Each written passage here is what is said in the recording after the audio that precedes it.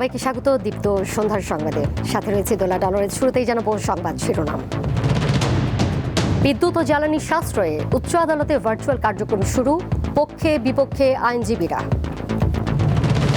পাকিস্তানের অনুরোধে ইরানে যুদ্ধবিরতির মেয়াদ বৃদ্ধির ঘোষণা দিলেন যুক্তরাষ্ট্রের প্রেসিডেন্ট। ঢাকায় সাফ নারী ফুটবল চ্যাম্পিয়নশিপের ড্র, বি গ্রুপে বাংলাদেশের প্রতিপক্ষ ভারত মালদ্বীপ।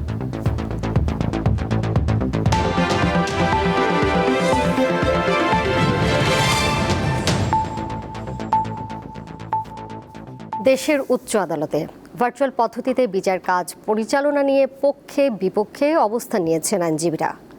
অ্যাটর্নি জেনারেল বলছেন এই ব্যবস্থা সাময়িক এবং বিদ্যুৎ ও জ্বালানি সাশ্রয় নেওয়া হয়েছে।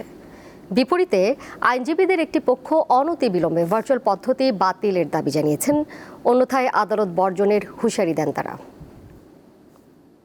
বর্তমান বৈশ্বিক জ্বালানি পরিস্থিতি বিবেচনায় নিয়ে সুপ্রিম কোর্টের উভয় বিভাগে সপ্তাহের 2 দিন বুধ ও বৃহস্পতিবার ভার্চুয়াল বিচার কাজ পরিচালনার সিদ্ধান্ত হয়, যার প্রথম দিনেই আপত্তি ওঠে আইনজীবীদের একাংশ থেকে। মিছিল হয় হাইকোর্ট প্রাঙ্গণে।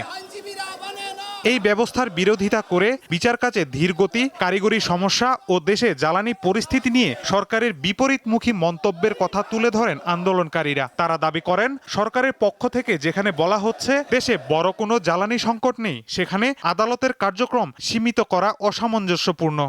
সরকার থেকে পরিষ্কার বলেছে কোনো জ্বালানি সংকট বাংলাদেশে নাই, সচিবালয় চলছে।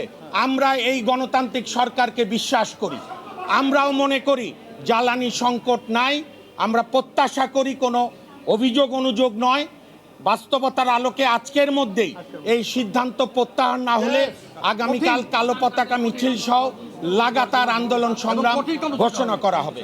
এসব অভিযোগের জবাব দেন রাষ্ট্রের প্রধান আইন কর্মকর্তা। বুধবার নিজ কার্যালয়ে সাংবাদিকদের তিনি জানান, ভার্চুয়াল কোর্ট পরিচালনায় এখন পর্যন্ত কোনো সংকট দেখা যায়নি, বরং মামলা পরিচালনায় গতিশীলতা এসেছে। আদালত পরিচালনাটা সম্পূর্ণভাবে এই সুপ্রিম কোর্টের আমাদের বাংলাদেশের মাননীয় প্রধান বিচারপতি তিনি আদালত ব্যবস্থাপনারা সুনির্দিষ্ট করে থাকেন। উনি মনে করেছেন সপ্তাহে 2 দিন ভার্চুয়াল কোর্ট করলে সুবিধা হবে, সেই বিবেচনায় করে উনি এটা করেছেন। বেশ কয়েকটি মামলা ডিসপোজাল আমি দেখেছি এবং আমার কাছে ব্যক্তিগতভাবে মনে হয়েছে আপিল বিভাগে আজকের দিনের অর্থাৎ অন্য বুধবারের দিনের যে কোনো মামলা নিষ্পত্তির চেয়ে আমার কাছে মনে হয়েছে যে আজকের মামলার কার্যক্রমে একটু গতিশীলতা এসেছে। তিনি আরও বলেন, এটি একটি সাময়িক পন্থা। জ্বালানির সংকট কেটে গেলে সপ্তাহের 5 দিনই স্বাভাবিক নিয়মে বিচার কাজ চলবে। এই ব্যবস্থাটা কিন্তু সম্পূর্ণ সাময়িক, এটা কোনো দীর্ঘমেয়াদী কোনো ব্যবস্থা হিসেবে উনি গ্রহণ করেননি। এটি একটি সাময়িক ব্যবস্থা এবং এই সাময়িক ব্যবস্থা যতদিন প্রয়োজন মনে করবেন উনি, তারপরে আমার বিশ্বাস যে তিনি এটা রিভিউ করে নিয়মিত আদালতেই এটা নিয়মিতভাবে আমরা শারীরিক উপস্থিতিতে আদালত পরিচালনার যে রেওয়াজ এবং রীতি আমাদের দেশে, সেটি আসলে সেদিকে আমরা ফিরে যেতে পারবো বলে আমি আশা করি। এর আগে করোনা ভাইরাস মহামারীর সময় দেশে ভার্চুয়াল কোর্ট বসেছিল। এছাড়া ভারত ও পাকিস্তান সহ বিশ্বের বহু দেশে এ ধরনের আদালতের কার্যক্রমের উদাহরণ রয়েছে। মাহিদুর রহমান, দীপ্ত সংবাদ, ঢাকা। জ্বালানি তেলের দাম ও সরবরাহ বাড়লেও তেল পেতে ভোগান্তি কমেনি। এখনও ফিলিং স্টেশনগুলোতে ঘন্টার পর ঘন্টা অপেক্ষা করতে হচ্ছে যানবাহন চালকদের। হাসান নামের এক গ্রাহক কেরানীগঞ্জের কোনো পাম্পে তেল না পেয়ে এসেছেন আসাদ গেটে। তবে ভাগ্য খারাপ তার, এই পাম্পে তখন তেল বিক্রি বন্ধ। আমি অলরেডি আমাদের এলাকার 4টা পাম্প ঘুরে আসছি, ওখানে কোনোটাই তেল দিচ্ছে না। পরে বাধ্য হয়ে এখানে আসছি। আমাদের কষ্ট তো আসলে সরকার দেখে না, বাস্তবে তারা তো এসি গাড়িতে চলে, তারা কালো গ্লাস সানগ্লাস ব্যবহার করে, যার জন্য জনগণের কষ্ট আসলে তারা বুঝতে পারে না। মোস্ট এসেন্সিয়াল আমার অয়েলটা, তো আমার 20টা হলে আমার থাকতে হবে, আমার ওথলে থাকতে হবে। সেই সকাল 9টা থেকে এখনো এই রোদের মধ্যে দাঁড়িয়ে আছি। আসলে আমরা এই ভোগান্তি থেকে বাঁচতে চাই, এটা থেকে মুক্তি চাই। সরকারের পক্ষ থেকে বারবার তেলের সংকট নেই বলা হলেও বাস্তব চিত্র ভিন্ন। শুধু কেরানীগঞ্জের হাসান নন, অনেককেই তীর্থের কাকের মতো অপেক্ষা করতে হয় তেলের জন্য। সংসদে বলতেছে তেলের অভাব নেই, বাস্তব চিত্র একদম রাস্তায় আসলে দেখবেন মানুষের দুর্ভোগটা কেমন। সেটা তো কেউ সরকার তো উপলব্ধি করতেছে না, সরকার দেখতেছে না। ওনার গাড়িতে প্লাকার্ড আছে, উনি যাচ্ছে, উনি ভিআইপি ভাবে তেল নিয়ে যাচ্ছে। তো আমরা ভাই সাধারণ মানুষ, আমাদের সাধারণ চিন্তা ভাবনা করেন। আপনি মন্ত্রী আছেন, আরো 100 বছর থাকেন, আমাদের কোনো সে নাই। সমস্যাটা হচ্ছে আপনি আমাদের সাধারণ মানুষের, আমাদেরকে আপনি সমস্যায় ফেলাচ্ছেন কেন? অনেক অশান্তি লাগতে, অস্থির লাগতেছে, তবুও তো বাধ্য হয়ে তেলের জন্য দাঁড়াই আমরা থাকতেছি, লাইন ধরে আছি। 28 ফেব্রুয়ারি ইরান যুদ্ধ শুরুর পর থেকে দেশের ফিলিং স্টেশনগুলোতে তেলের জন্য লম্বা লাইন শুরু হয়। 1.5 মাসের বেশি সময় পরও সেই চিত্র বদলায়নি। গ্রাহকরা বলছেন মূল সমস্যা শনাক্ত করে দ্রুত এর সমাধান করা উচিত। দিলশাদানি, দীপ্ত সংবাদ, ঢাকা। অন্তর্বর্তী সরকারের সময় শিশুদের হামের টিকা বিদেশ থেকে আমদানি করা হয়নি বলে সংসদে জানিয়েছেন প্রধানমন্ত্রী তারেক রহমান। বুধবার জাতীয় সংসদ অধিবেশনের প্রশ্নোত্তর পর্বে তিনি বলেন, দুঃখজনকভাবে অন্তর্বর্তী সরকারের সময় শিশুদের হামের টিকা বিদেশ থেকে আমদানি করা হয়নি। ইউনিসেফের সহায়তায় শিগগিরই সরকার 2 কোটি শিশুকে হামের টিকা দেবে বলেও জানান প্রধানমন্ত্রী। এদিকে চলতি অর্থবছরে সরকারি প্রাথমিক বিদ্যালয়ের 2 লাখ শিক্ষার্থীকে বিনামূল্যে স্কুল ড্রেস ও পাটের তৈরি ব্যাগ দেওয়া হবে বলেও জানান প্রধানমন্ত্রী। এই অর্থ বছরে প্রাইমারি স্কুলের বাচ্চাদেরকে ইনশাল্লাহ 2 লক্ষ শিশুদের মাঝে বিনামূল্যে স্কুল ড্রেস, মাননীয় স্পিকার, স্কুল ড্রেসের পাশাপাশি আমরা বাচ্চাদেরকে স্কুল ব্যাগ দিব এবং একই সাথে ড্রেসের পাশাপাশি প্রাইমারি স্কুলের বাচ্চাদেরকে আমরা জুতো সরকার থেকে দেব, জুতাও দেওয়ার চেষ্টা করছি। হামের উপসর্গ নিয়ে গত 24 ঘন্টায় আরও 5 শিশুর মৃত্যু হয়েছে। এ নিয়ে গত 15 মার্চ থেকে সন্দেহজনক হামে মৃত্যুর সংখ্যা দাঁড়ালো 190 জনে। এছাড়া 15 মার্চ থেকে নিশ্চিত হামে 38 জনের মৃত্যু হয়েছে। বুধবার স্বাস্থ্য অধিদপ্তরের বিজ্ঞপ্তিতে তথ্য জানানো হয়। বিজ্ঞপ্তিতে আরও বলা হয়েছে, গত 24 ঘন্টায় সন্দেহজনক হাম রোগীর সংখ্যা 1229 জন এবং গত 15 মার্চ থেকে 22 এপ্রিল পর্যন্ত সন্দেহজনক হাম রোগীর সংখ্যা 27,164 জন। গত 24 ঘন্টায় নিশ্চিত হাম রোগীর সংখ্যা 129 জন। গত 15 মার্চ থেকে 22 এপ্রিল পর্যন্ত নিশ্চিত হাম রোগীর সংখ্যা 3,934 জন। এছাড়া 15 মার্চ থেকে সন্দেহজনক হাম রোগে হাসপাতালে ভর্তি হয়েছেন 17,998 জন। একই সময় সুস্থ হয়ে হাসপাতাল থেকে ছাড়পত্র পেয়েছেন 14,892 জন।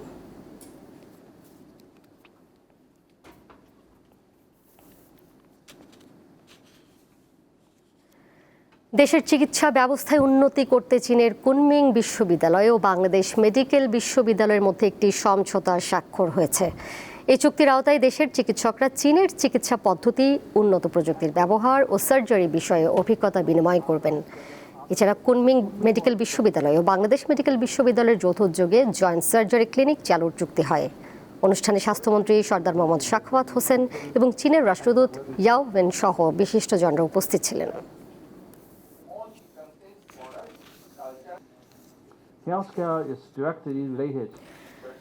সরকারের আনুষ্ঠানিক সিদ্ধান্ত না আসা পর্যন্ত দেশের কোথাও বাস ভাড়া বৃদ্ধি না করার নির্দেশনা দিয়েছে বাংলাদেশ সড়ক পরিবহন মালিক সমিতি। মঙ্গলবার সংগঠনের মহাসচিব সাইফুল আলম সংবাদ বিজ্ঞপ্তিতে এই সিদ্ধান্তের কথা জানান। বিজ্ঞপ্তিতে বলা হয়, সকল পরিবহন মালিককে বিদ্যমান ভাড়ার তালিকা অনুসরণ করতে হবে। সরকারের পক্ষ থেকে ভাড়া বৃদ্ধির প্রজ্ঞাপন জারি না হওয়া পর্যন্ত যাত্রীদের কাছ থেকে বর্তমান হারের চেয়ে বেশি ভাড়া আদায় করা যাবে না। এছাড়া পরিবহন খাত বর্তমানে ক্রমবর্ধমান আর্থিক চাপের মুখে রয়েছে বলেও উল্লেখ করা হয় বিজ্ঞপ্তিতে।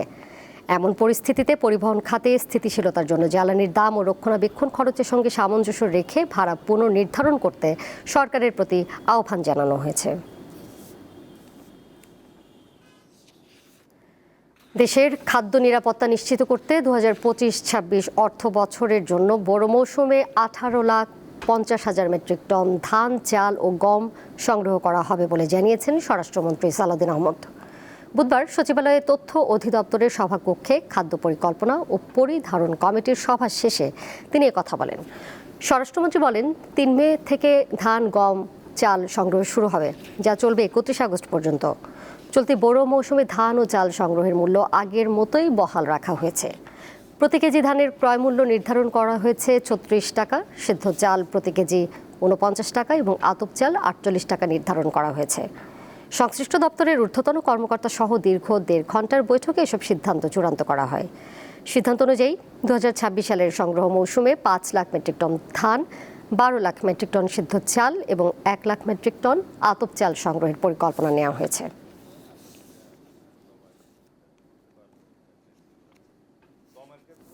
গমের ক্ষেত্রে আমরা প্রকিউরমেন্টটা কখনো সাকসেসফুলি এখানে করতে পারি না, বিকজ আভ্যন্তরীণভাবে যে উৎপাদন হয় সেটা ধারণা করা হয় আমাদের 8 থেকে 10 লক্ষ মেট্রিক টনের মতো আভ্যন্তরীণ উৎপাদন।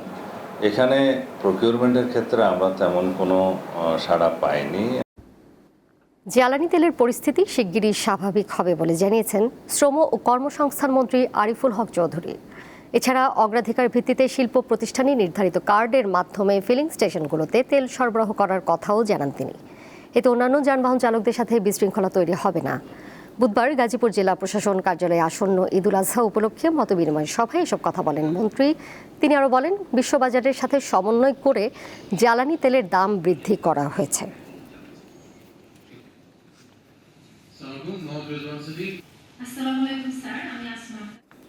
ব্রাহ্মণবাড়িয়া সীমান্তে অভিযান চালিয়ে কোটি টাকা মূল্যের অবৈধ ভারতীয় পণ্য আটক করেছে বিজিবি। বুধবার ব্রাহ্মণবাড়িয়ার কসবা উপজেলার বিভিন্ন এলাকায় অভিযান পরিচালনা করে বিজিবি। অভিযানে চোরাচালানের জন্য আনা ভারতীয় শাড়ি, জিরা, আকাশমণি কাঠ, বাসমতি চাল, গরু ও গাঁজা জব্দ করা হয়। আটক পণ্যের মূল্য প্রায় 84,32,000 টাকা।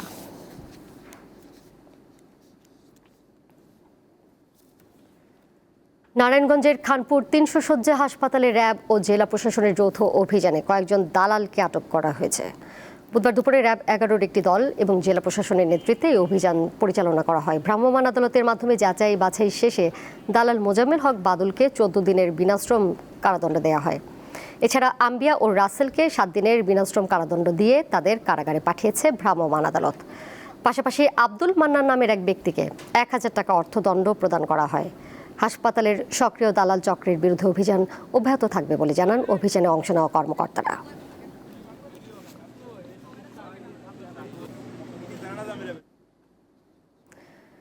ইরানের সঙ্গে আলোচনা শেষ না হওয়া পর্যন্ত এবং পাকিস্তানের অনুরোধে যুদ্ধবিরতির মেয়াদ বৃদ্ধির ঘোষণা দিয়েছেন যুক্তরাষ্ট্রের প্রেসিডেন্ট ডোনাল্ড ট্রাম্প। তবে ইরানের বন্দরগুলোতে অবরোধ অব্যাহত থাকবে বলেও জানান তিনি। সামাজিক যোগাযোগ মাধ্যমে দেওয়া বিবৃতিতে তিনি এই তথ্য জানান। এ বিষয়ে তাৎক্ষণিকভাবে কোনো প্রতিক্রিয়া জানায়নি ইরান। এমন পরিস্থিতিতে ইরানের উপর নতুন করে নিষেধাজ্ঞা আরোপ করেছে যুক্তরাষ্ট্র। ইরানের অস্ত্র তৈরি সরঞ্জাম সংগ্রহে সহায়তা করার অভিযোগে মোট 14 ব্যক্তি ও প্রতিষ্ঠানের ওপর এই নিষেধাজ্ঞা দেওয়া হয়েছে। এদিকে যুক্তরাজ্যের মেরিটাইম ট্রেড অপারেশনস জানিয়েছে হরমুজ প্রণালীতে বুধবার অন্তত 3টি কন্টেইনার জাহাজে হামলা চালিয়েছে ইরানের ইসলামী বিপ্লবী গার্ড কোর IRGC। ওমান উপকূলে একটি পণ্যবাহী কন্টেইনার জাহাজে হামলার কারণে জাহাজটির নিয়ন্ত্রণ কক্ষ বা ব্রিজ মারাত্মকভাবে ক্ষতিগ্রস্ত হয়েছে।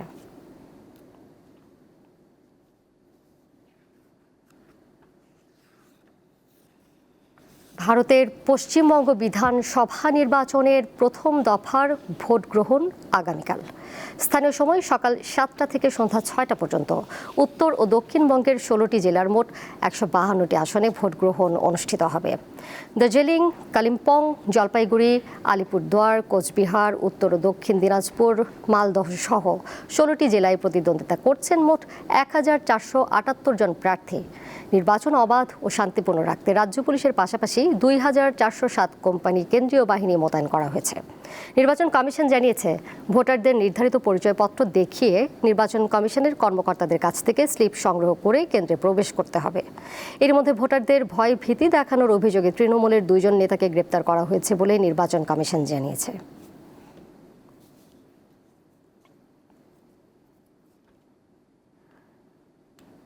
গাজায় সহিংসতা আবারও উদ্বেগজনক হারে বাড়ছে বলে জানিয়েছে জাতিসংঘ। গত 24 ঘন্টায় গাজা ও পশ্চিম তীরে অন্তত 11 জন ফিলিস্তিনি নিহত হয়েছেন। আহত হন কমপক্ষে 21 জন। আল জাজিরা জানায়, মঙ্গলবার গাজা উপত্যকা ও অধিকৃত পশ্চিম তীর জুড়ে ইসরায়েলি সৈন্য এবং বসতি স্থাপনকারীরা অন্তত 11 জন ফিলিস্তিনিকে হত্যা করেছে। এদিকে ফিলিস্তিনি স্বাস্থ্য মন্ত্রণালয়ের তথ্য মতে পশ্চিম তীরে মঙ্গলবার 4 জন ফিলিস্তিনি নিহত হয়েছেন। তাদের মধ্যে 2 জন রামাল্লার পূর্বে অবস্থিত আল মুঘায়ের গ্রামে ইসরায়েলি বসতি স্থাপনকারীদের হামলায় নিহত হন।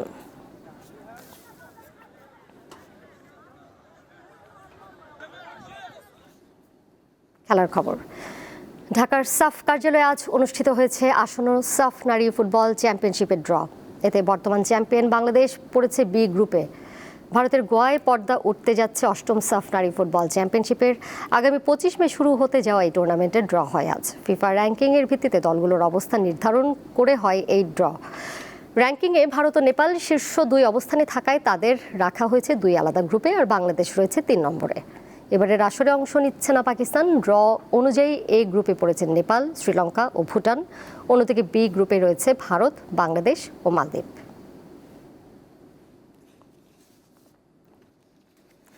শেষ করব দীপ্ত সন্ধ্যার সংবাদ। যাবার আগে শিরোনামগুলো জানিয়ে দেব আরও একবার।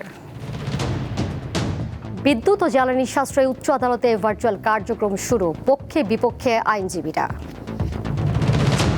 পাকিস্তানের অনুরোধে ইরানে যুদ্ধবিরতির মেয়াদ বৃদ্ধির ঘোষণা দিলেন যুক্তরাষ্ট্রের প্রেসিডেন্ট।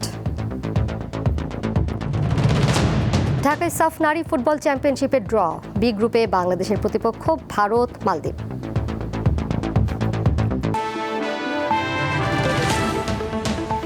এই ছিল এখনকার মতো। পরের সংবাদ দেখবেন রাত 11টায়। এছাড়াও আরও তথ্য এবং বিনোদনের নানা খবর জানতে যুক্ত থাকুন দীপ্ত ডিজিটাল প্ল্যাটফর্মে। সবাইকে ধন্যবাদ এতক্ষণ সাথে থাকার জন্য।